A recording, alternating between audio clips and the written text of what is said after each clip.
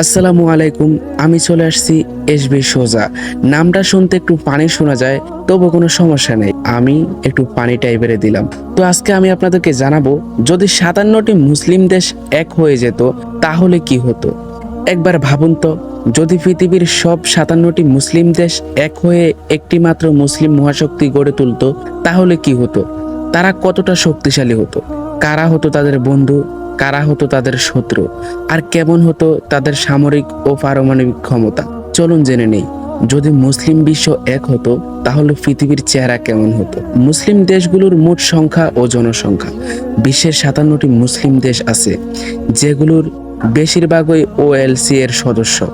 এই দেশগুলোর মোট জনসংখ্যা প্রায় 2 বিলিয়ন বা 200 কোটি, আর সম্মিলিত ভূখণ্ড প্রায় 35 মিলিয়ন বর্গ কিলোমিটার, যা যুক্তরাষ্ট্র ও ইউরোপের চেয়েও বড়।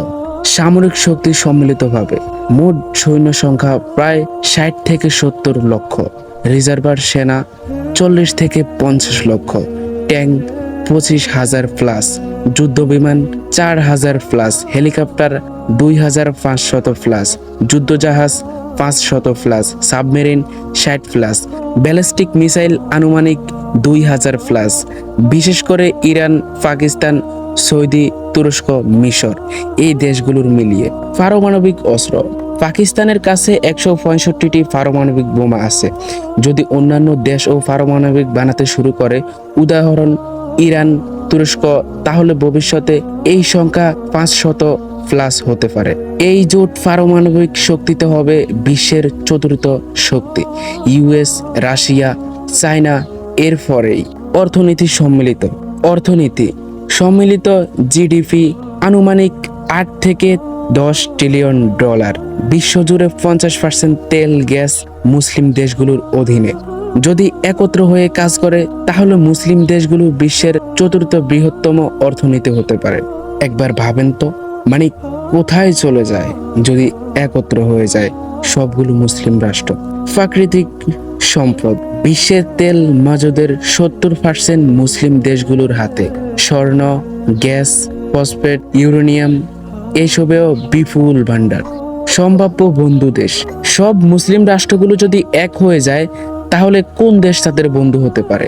তাদের ভিতরে বন্ধু হতে পারে চীন, মুসলিম শক্তির অর্থনৈতিক অংশীদার।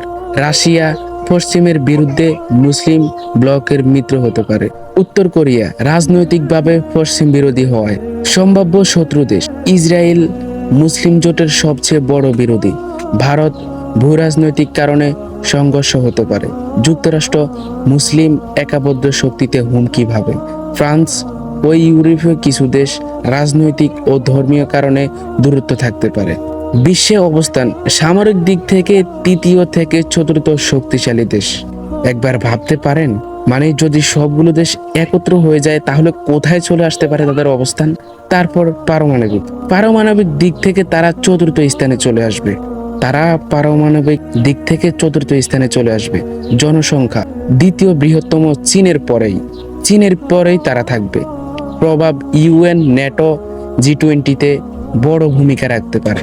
শেষ কথা, যদি মুসলিম দেশগুলো সত্যি এক হতো তাহলে তারা শুধু একটি সামরিক শক্তি হতো না, তারা হতো একটি শান্তি, উন্নয়ন আর নেতৃত্বের বিশ্ব শক্তি। তো ভাই ও বোনেরা, আপনি যদি চান মুসলিম উম্মাহ এক হোক তাহলে এই ভিডিওটা একটা লাইক দিয়ে শেয়ার করুন, আর কমেন্টে লিখুন ঐক্য শক্তি মুসলিম রাষ্ট্র।